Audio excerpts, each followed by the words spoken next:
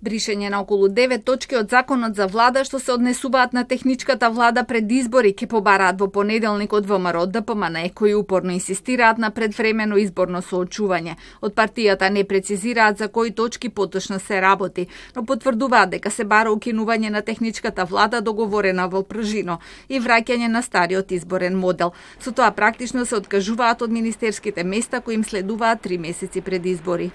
Последиците кои што ќе произлезат од тој предлог закон ќе биде враќање на моделот на функционирање на парламентарни избори или предвремени парламентарни избори пред 2016 година, што доколку сметаат дека се толку сигурни во победата, може да го прифатат и да го изгласат.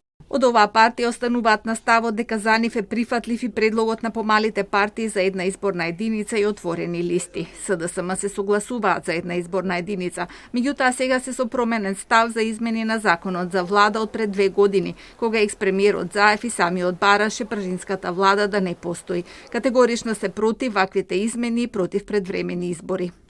Не сметаме дека тоа е искрена понуда од Христијан Мицкоски и сметаме дека тоа е еден вид уцена.